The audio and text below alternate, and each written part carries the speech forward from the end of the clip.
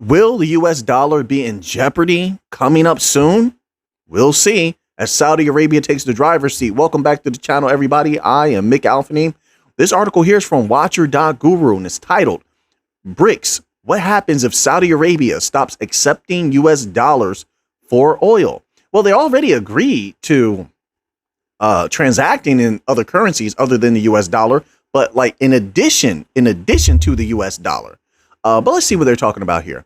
It says, first and foremost, the weakening of the U.S. dollar. Oh, my apologies. They're talking about an outright just shirking of the U.S. dollar, not using it at all. My apologies. The weakening of the U.S. dollar would begin if Saudi Arabia accepted local currencies for oil trade. If Saudi Arabia demands that other countries pay in local currencies only, see, there's the caveat right there. It says only, then demand for the U.S. dollar would dip drastically.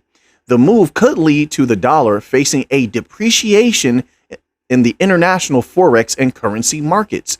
A weak dollar would make imported goods more expensive in the United States and potentially impact the overall U.S. economy. It says, secondly, other nations will begin to diversify their reserves and accumulate other currencies apart from the U.S. dollar. Well, I mean, if you want to be technical about it, they've been doing that with the gold for the last year and a half, accumulating record amounts of gold. Even Iran recently has been accumulating a high amount of gold, right? Gold is another reserve currency, I believe.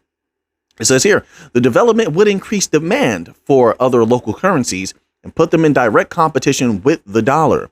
Central banks around the world will keep reserves of all currencies and commodities like gold, making the U.S. dollar dip. Well, that's what I've been saying. They've been doing it with gold. So that's interesting. It's like preparatory steps they're taking. It says, thirdly, and in conclusion, Saudi Arabia might not make such a decision as their currency, the rial, is pegged to the U.S. dollar. Therefore, if the dollar dips, the Saudi economy could face implications that could hamper the kingdom's wealth and local currency. Well, also, I want to add in there, they've been going heavy on setting up digital currency infrastructures, distributed ledger technology infrastructures. So what a lot of countries are looking at doing, it seems, is coming up with some sort of digital currency and backing it with commodities. Now, if they back it with commodity value, then they can sort of, I'm not saying it's a guarantee, but they could sort of offset some of those, some of that volatility that could come if they decide to go this particular route, and then they have to take a little bit of a hit for shirking the dollar. And they're sitting on a lot of value that could, a lot of value that they have, to be quite honest, is illiquid, right? But they could bring liquidity to that value by pegging it to some sort of digital currency.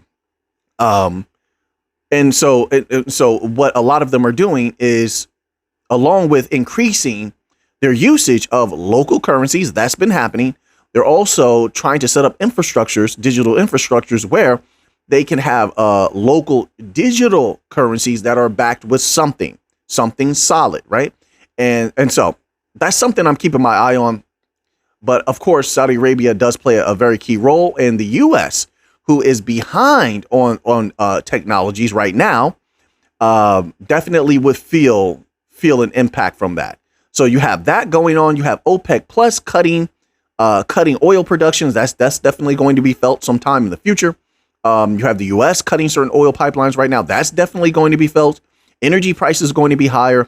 Food prices may also go up a little bit. It depends on how all of this continues. I think they will stick to the cuts. I mean, you have so much going on in the global economy. It's unbelievable right now. Hopefully, people are wise and taking precautionary measures. Spending. People have to tighten up their spending a little bit. I mean, they can do what they want, but it would be wise to tighten up spending a little bit, as people have been maxing out their credit cards, like I said before. But a lot of what people have been spending on are not necessities. People are buying things. They want a new car. They're still in this old mind state of spending money on nonsensical things at times where you should be saving some capital, putting it away, and protecting the value of that capital through something that can maintain value. Once again, like I said, a lot of people look to gold, silver, things of that nature, fine art.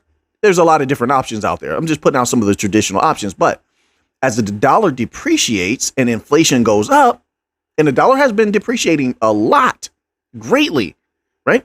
So things are going to cost more and more and more. And I don't know about you, but I don't like to lose value on my capital or, outright value on anything. So now let's move on here because mortgages continue to go wild, right? And this is from realtor.com.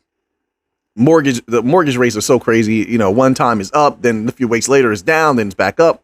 This article here is titled "Mortgage Rates Just Dropped Again and More Good News for Housing This Fall." Is that so?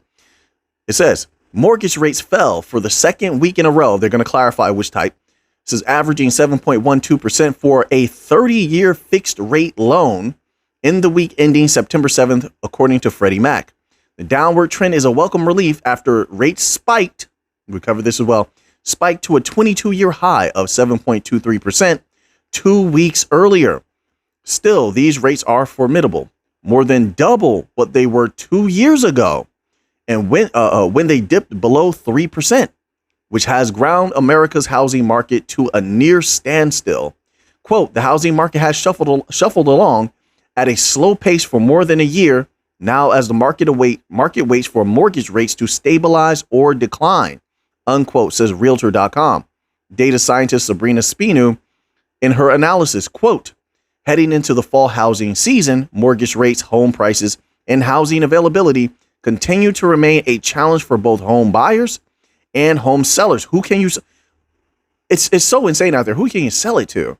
I know a lot of companies are buying up a lot of homes, so a lot of those single family homes, and then they're renting them out.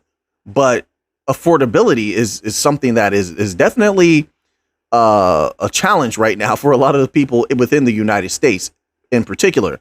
They don't have capital for these types of things, right? It says home sellers who themselves may need to purchase a home as they sell their current one. All right, so now let's move on to this article here, because I think this is definitely key to making sense of the article. So this one here is from themreport.com. It's titled Homeowners Nationwide Experience Decline in Equity. CoreLogic has released the Homeowner Equity Report for Q2 2023.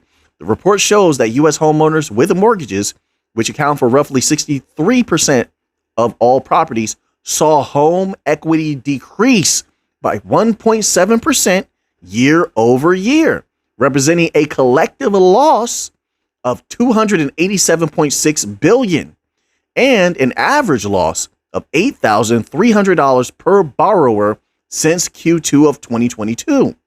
However, U.S. homeowners with mortgages gained on average $13,900 quarter over quarter, amounting to a collective increase of $806 billion, or a 5.2% gain in home equity. It says, and while borrowers in the West continue to experience the largest year-over-year equity losses, homeowners in states like Hawaii, California, and Washington still have the most accumulated equity due to the pace of appreciation over the past decade. It says, quote, while U.S. home equity is now lower than its peak in the second quarter of 2022, owners are in a better position than they were 6 months ago when prices bottomed out, said Selma Hepp, chief economist at CoreLogic. It says, quote, the 5% overall increase in home prices since February means that the average U.S. homeowner has gained almost $14,000 compared with the previous quarter, a significant improvement for borrowers who bought when prices peaked in the spring of 2022.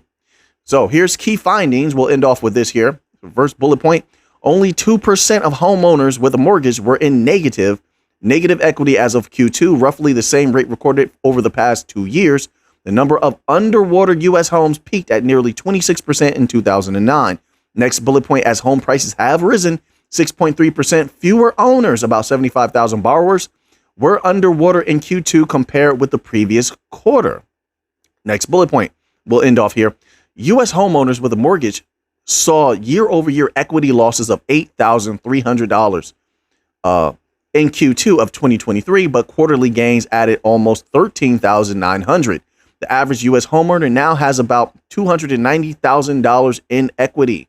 All right, so Now that you have that information, what are you going to do with it? I know what I'm going to do with it. So until next time, folks, let's get to the money.